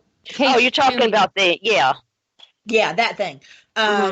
Yeah, there was immense amounts of communication through that, answering the questions, and there was nothing that would have made it go up that way. No cell phones were near it. Nothing. All the filming was from a regular camera. So that one, I feel confident in knowing what I saw was actually there. But no, I mean, yeah, you're absolutely right. I mean, I don't understand how some of these shows can hear something that I speak fluent rubber dam, y'all. I'm in dentistry. I can understand a person talking underneath that green rubber dam on their mouth doing a root canal. Yeah. Mm-hmm. And I can't understand half these EVPs on TV. But man, they think they have a full sentence. Oh yeah. I'll tell you a secret. Every time we hear that, we go with, I killed 6 kids. Oh my gosh. I go back to that one every time. You know what? I don't know. Sorry, that just hit me right. Oh my gosh. I'm serious. Every time we're doing this, we hear something that's unusual. You'll hear me or Ron. If you happen to be at our house or with us watching TV and we're watching it and we hear something, I killed 6 kids. And Ron's like, I heard that too. And I'm not laughing because of the context of it. I'm laughing because of the reference of it. Oh, I know. That is hilarious. But I mean, and the thing is I've been to that location. I've been to the graves of those children and all that. And I know the history of that for one good reason. Ron's great uncle was the sheriff in the investigation. So I know it very well. I have my own theories and everything as to who did what. And of course we live just down the road from a location that had murders 4 days before attributed to the same person. So we know the case very well. But when I heard that, I was like, that isn't what it sounds like. But once somebody says what it is, you can listen again, and guess what you hear? You hear exactly what they said it said. Mm-hmm. They said it said. Mm-hmm. Again, it's suggestion. And that's the one thing that I like about you guys. You're not going with suggestion. You're going with what you know. I haven't heard any of your EVPs yet, but I know Vanessa well enough to know I'm not too concerned. No. Yeah. Matter of fact, back before Gwen took everything down from BPI's website on YouTube because of how YouTube is getting all hinky, you could watch her videos, which will eventually be back released on Amazon Prime, and investigations that we did, and you will actually watch her say unknown EVP called or unknown origin. She doesn't tell you what it says. No. Because not unless you can hear yourself, unless it's that obvious. Mm-hmm. But also, too, now I just want to shed some light on something, talking about EVPs. A lot of people, there's differences of opinion, talking about apps and stuff, but there's differences of opinion about the spirit box. Okay? My team will tell you when they first started gaining popularity, I wanted nothing to do with it. I think Vanessa remembers that. I wanted nothing to do with it. They begged me and begged me and begged me. Well, we ended up winning one off of Twitter in a contest. So I was like, okay, it don't cost us nothing. We'll give it a shot. Well, my husband and I, he's on the team with me, Gene, I'm 20-some. Too. Yeah, I'm 20-some. He's 30-some year fire EMS. We are used to radio traffic, okay? So what surprised me was when we started using the SB7, which is the same one that we use now. It's the older one. A lot of people are like, oh, it's radio stations. Oh, it's this. Oh, it's that. I am quick to say radio station, radio traffic, But now when Gene, in particular, we were at Sailors Creek Battlefield in Virginia. Yeah. And he gave certain questions. And within seconds, he got answers that were correlating directly with the question. I was like, okay, I'm going to give that some credit. That's a direct answer to a direct question. Exactly. And that's what people need to be looking for. If it's just throwing out brown, bus, right. Dude. Or if it's music, it's a radio station. Yeah, one word is a radio station. But I don't know how many times I've heard something and go, that's just, it's the same voice. Well, you've only got one radio station and you're getting the same woman every time. Yeah. And then the other thing is they assume that because the voice is male or female, that they're talking to a male or female spirit based on that. But if it's the only voice that they have on there is a woman's and it comes out with an actual string of words that are not related to some radio station, how do you know who you're talking to? Exactly. Do you know for a fact that this is a man? And I get really, I get upset with assumptions, until, Sailor's Creek is on Ron's bucket list. He read about it in he will not regret it. And now, mind you, all of this that was captured, I don't like to call it evidence. I just call it captures. Yeah. But everything that was captured was during the day. Oh, yeah. Every single piece of it. So I can only imagine what the activity is at night. Now, I also have a personal connection with Sailors Creek because I grew up in Cumberland County. Okay. Which is right next to Prince Edward County, where Sailors Creek is located. Yeah. Ever since I was a teenager, I would go to Sailors Creek to hang out, stuff like that, go with my family, go to picnics, stuff like that. And I guess you can say, made friends with a spirit that for the longest time, all I knew is that his name was Andrew. Well, it wasn't until Vanessa came to investigate with us at Sailors Creek, and I did some deep digging, I found a letter written by an Andrew, I believe his last name was Cowan, and in his letter, what I described, what he was relaying to me on the battlefield, was in that letter verbatim. Oh, and those suckers ran my butt off. Well, I know we've talked about Sailors Creek with Vanessa before, and this past summer, back in June, I was talking to my uncle right before we went to the Paracon. I was talking to my uncle, and he goes, we used to go there all the time. Okay, my uncle's 70 something. Wow. He went to school right by there, and every day after school, the kids would go out there and dig up relics. There are some people that made a whole ton of money off of the relics before Sailors Creek became protected. Right. And he knows some of those people. He goes, yeah, I used to go over there all the time. He goes, I really wasn't into the relics and stuff. He goes, my uncle was more into making money and ended up becoming very, very wealthy. But he said every day after school, he had friends that's all that they did was go over there and dig for stuff. And they made a whole ton of money before they were forced to stop. Yeah. So So like I said, I have a family connection to it, but I didn't know anything about it. Until Ron was telling me about it, and then Vanessa shared some more. And this is one of those places that we would love to go and check out. But I will tell you, we go to a battlefield. It doesn't matter which one, it rains every time. Oh, wow. Gettysburg. Yeah. There's only been one battlefield I've been on where it didn't rain, and I wasn't with Ron, so it might be Ron that's the problem. But we went to Gettysburg. It rained for 2 days that we were there. And we went to Perryville. Rained. Couldn't even get out of the car. We went to Franklin, Tennessee. Rained. It just started raining when we left the hotel that day. And I think it stopped raining not long before we got to Birmingham to visit with Kat. But yeah, it was one of those things that I wasn't counting on it to rain in June. So, but yeah, it's one of those things that, be prepared. If we ever meet up there, bring an umbrella. I was going to tell you, if you guys ever come this way and you plan on scratching Sailors Creek off your bucket list and you want some company and some assistance, by all means, hit us up. Me and my team will be more than happy to meet you out there.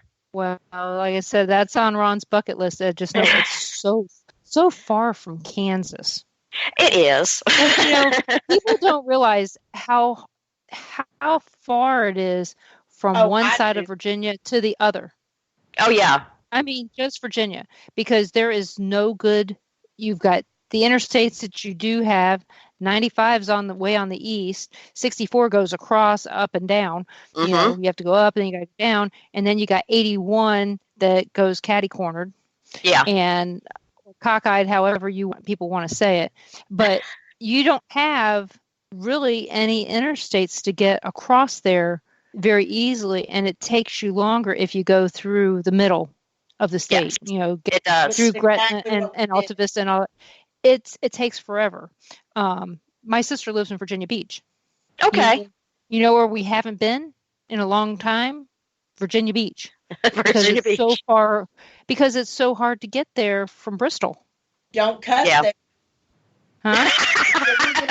Virginia Beach. Oh. Yeah, you can actually be fined for cussing in Virginia Beach. Well, then you better do it in Newport News where the Navy is. Yeah, I always found it kind of ironic being right there, right by the naval base. They have these little no cursing signs. I'm like, seriously?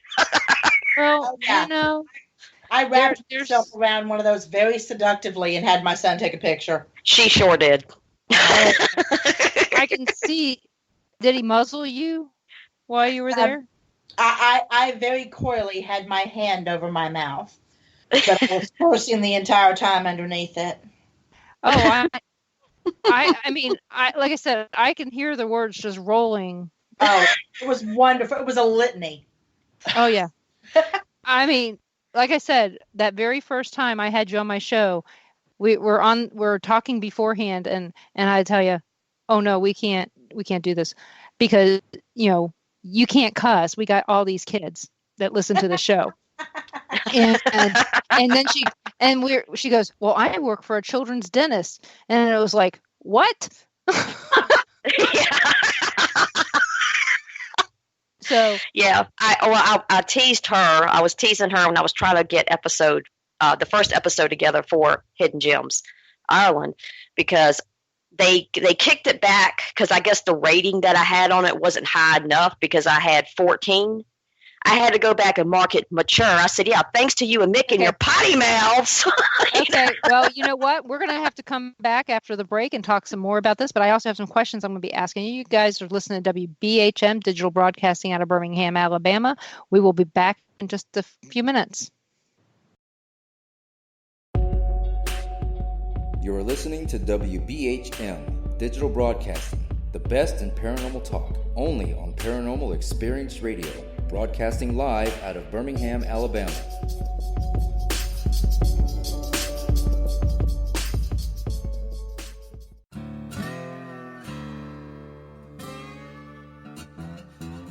Oh, come on. I'm Southern, but...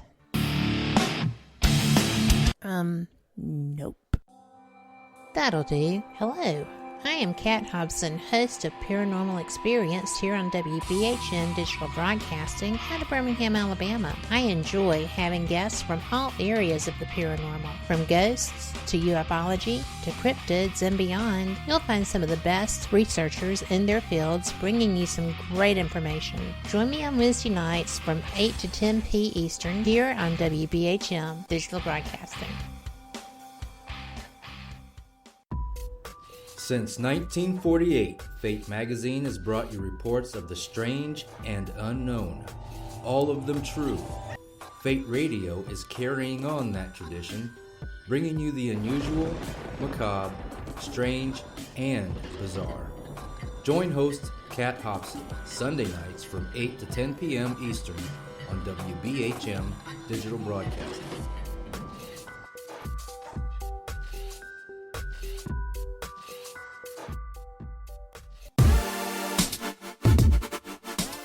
You're listening to WBHM Digital Broadcasting, the best in paranormal talk, only on Paranormal Experienced Radio, broadcasting live out of Birmingham, Alabama.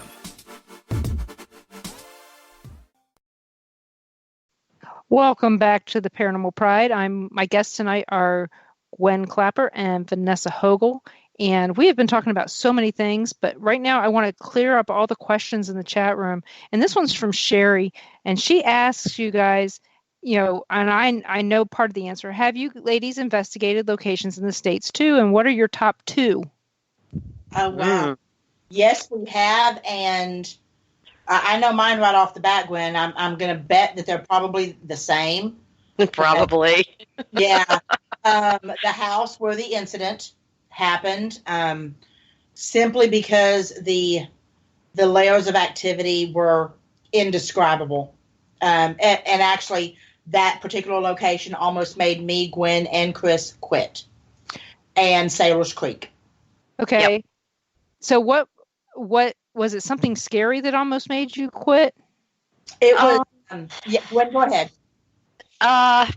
It was a private residence. My team and I had been out there one time before. We assisted the family with the activity that was going on out there.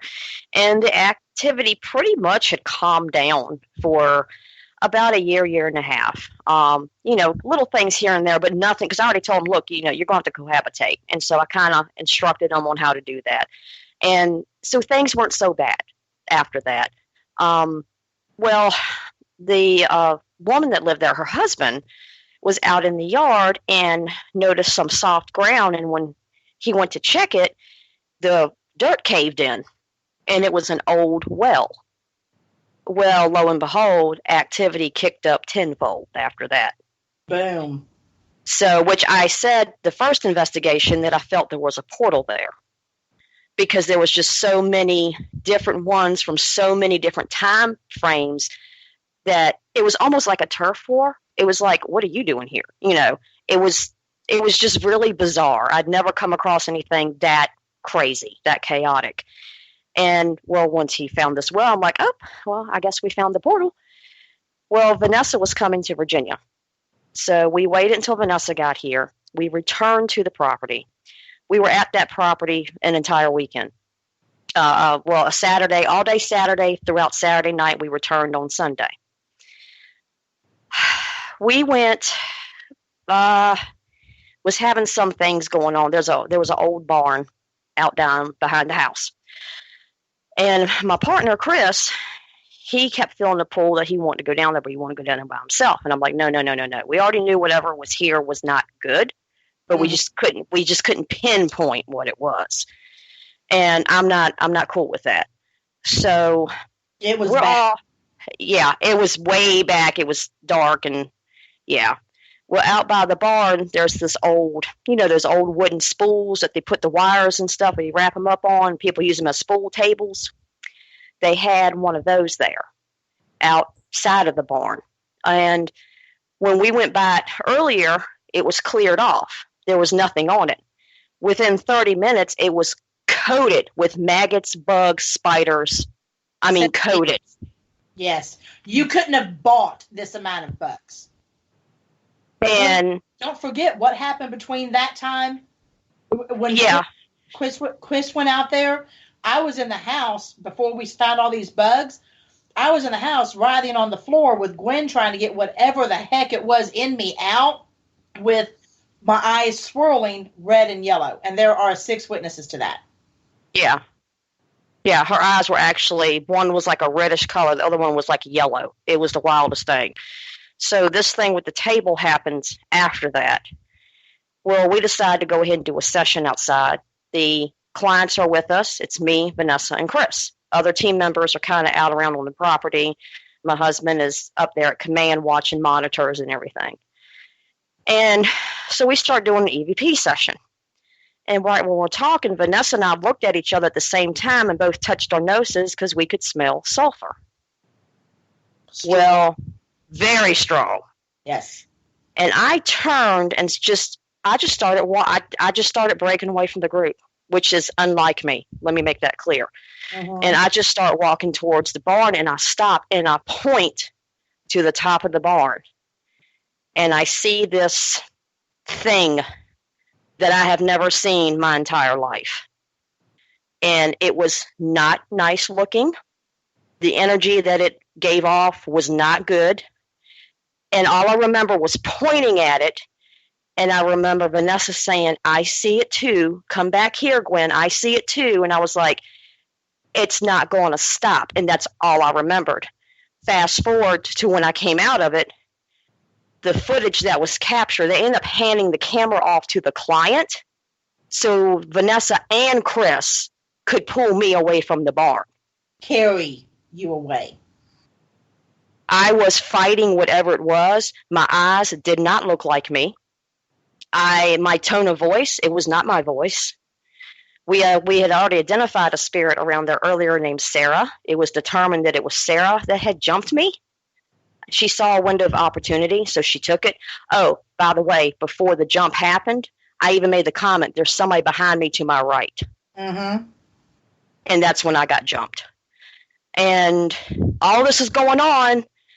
And when you look at the footage, and my daughter, who's a team member, Alyssa, when she looked at the footage, she was terrified. She goes, I can assure you, if that was my mama, if she was that mad, she'd have been dropping the F-bomb.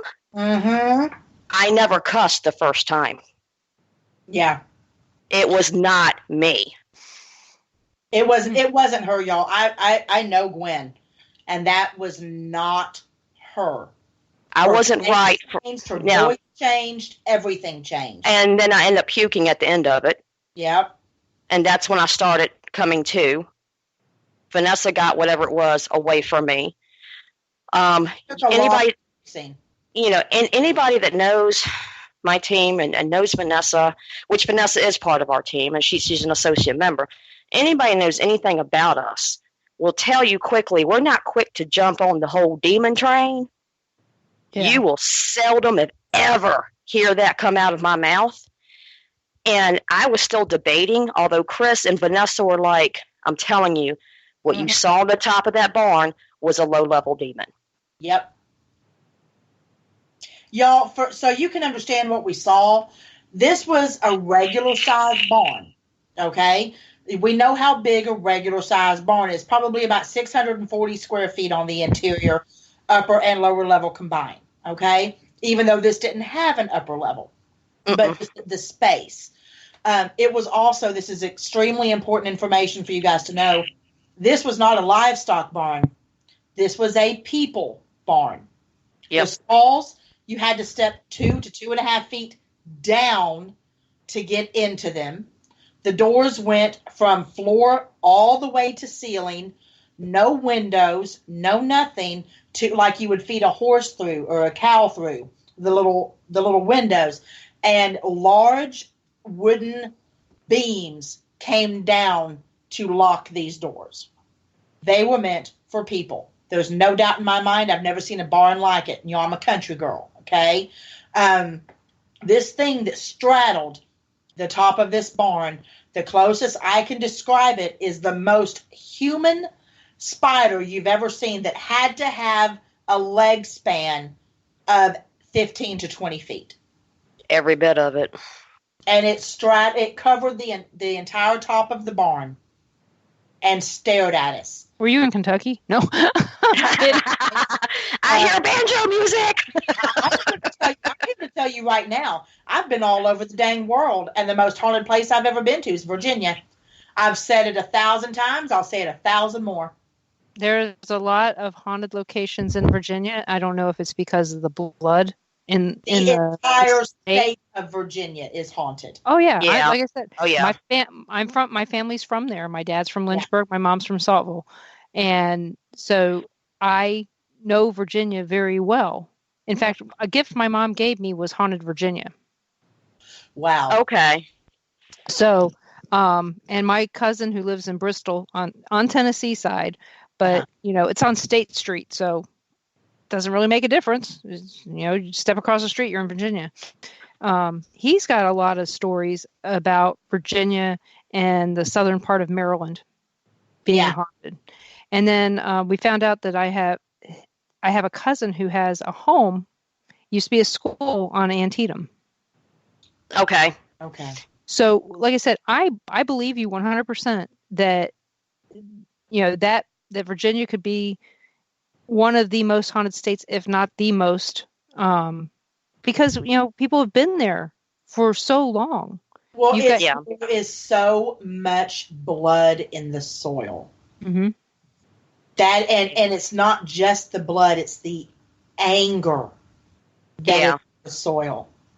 It's the energy from all these centuries past. Mm-hmm. One of the oldest structures in Lunenburg County, we investigated with Vanessa, and we also investigated solo. And that structure was a pre-revolutionary. It's one of the oldest homes in that county, and it's still standing. Oh, yeah. You got a lot of that in Williamsburg. Over in, right there in the Virginia Beach area. Oh, shoot. Just went totally blank. But they call it the Virginia's Haunted Triangle. Yeah. Mm-hmm. Well, the area to review a book talking about that predated the Revolutionary War, I almost couldn't be on the property. It was. Yeah, she swore to never return back to that property ever again. Ever. I can't do it. The level of evil that is in that land, and that has spiderwebbed out to other structures in the general vicinity, and what it has caused people to do and become in the generations after is something that I can't tolerate. It makes me physically, violently ill. Okay, well, here's a fact to go with what you said. Yeah. Okay, about Virginia. Mm-hmm. There were 384 principal battles that occurred in 26 U.S. states, with Virginia having 123, Tennessee 38, Missouri 29, and Georgia 28. That's just the first few. Mm-hmm. So there you go. Nobody can say, "Hey, we had more battles in Virginia." No, and Virginia had them all over the darn place, enough for West Virginia to say, "The heck with you guys, we're leaving." Yeah, exactly. Also, too, to point out for anybody who's into the Civil War side of it, 80% of the Civil War battles were fought in Virginia. That's what I just said. That was like I said, it's that was 80. If you sit there and just look at the percentage of it, that's a lot for one state. It's a lot of blood. And you can't wash blood out of dirt. No. And the other thing that people need to remember is, at this particular private location, not only were we dealing with whatever that was, okay, we were dealing with slaves. Yeah. That were very, very angry. This house, this structure, the kitchen of it, before everything was built around it in the years to come, the kitchen of it itself was the entire house of the slave quarters. Just the kitchen. Yeah. It was unreal. absolutely unreal what we were dealing with. The evidence that we caught on that investigation was ridiculous. This was the same location that after Vanessa left, my team and I set a camera up on the front, what was left of the front porch. We were around behind the building doing a session. My husband was out front a good distance from the porch, keeping an eye on the camera. And we decided we're going to take a break. So we started coming around beside the house, and we heard the little chime on the camera as the camera shuts off. And I was like, what was that? And I hear my husband say, the darn camera just shut off. I was like, what? So I thought, okay, maybe the battery's, drained. Shouldn't be by now, but hey, maybe it is.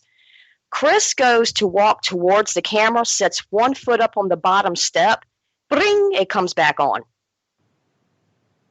That was caught on another camera too. Yeah, he just kind of stood there and turned and looked at me. Remember when me, you, and Chris were at that house at the pre-Revolutionary War house? Mm-hmm. I made it up the steps. Yeah. Trying to get back down. I was shaking so bad. And y'all, I'm not scared of nothing, okay? Me and Gwen ain't scared. We're not fraidy cats. Okay, and at that, we're going to take our next break about the fraidy cats. So, everybody, you're listening to WBHM Digital Broadcasting out of Birmingham, Alabama. We'll be back in a few minutes.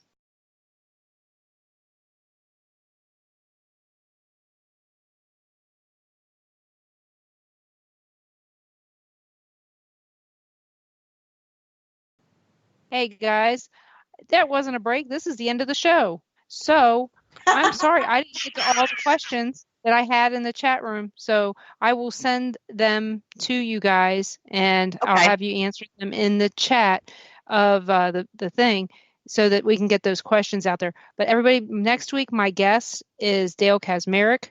Really this time. I'm not jumping ahead. It really is him this time coming up. And I would like to thank Vanessa and Gwen for being such great guests and helping us deal with through our technical difficulties in the prior to the show being live.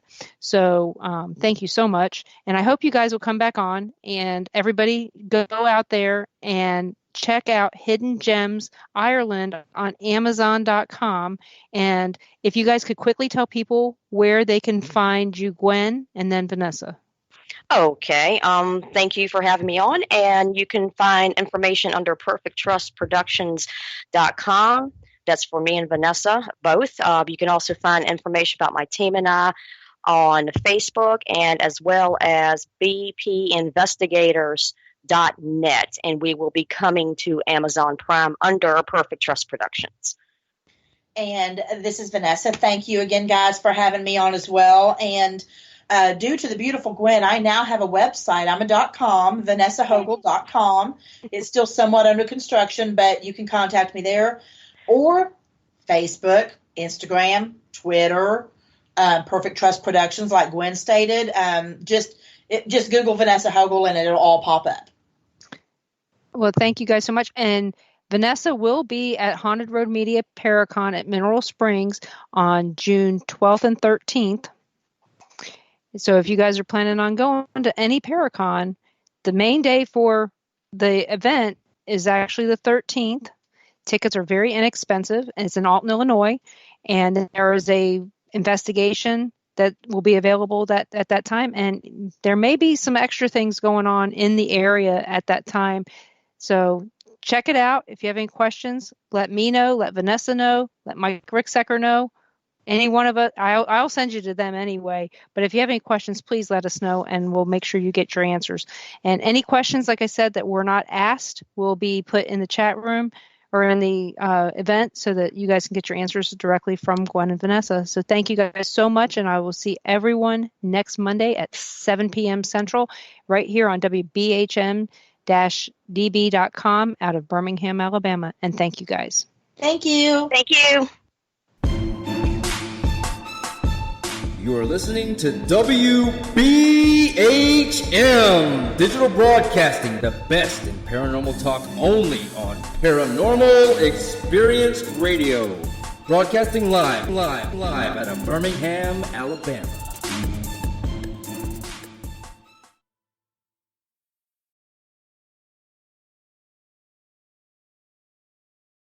Warning, the following message does not necessarily reflect the views of WBHM-DB or its hosts, guests, listeners, or of any functioning adult in general.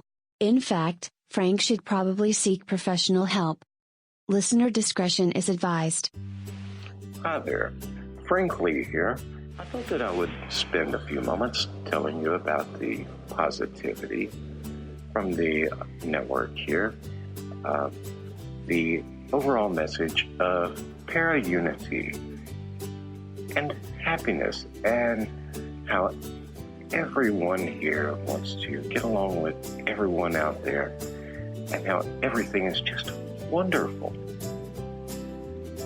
Wait, Cat's not looking. Okay, I've got something to really tell you.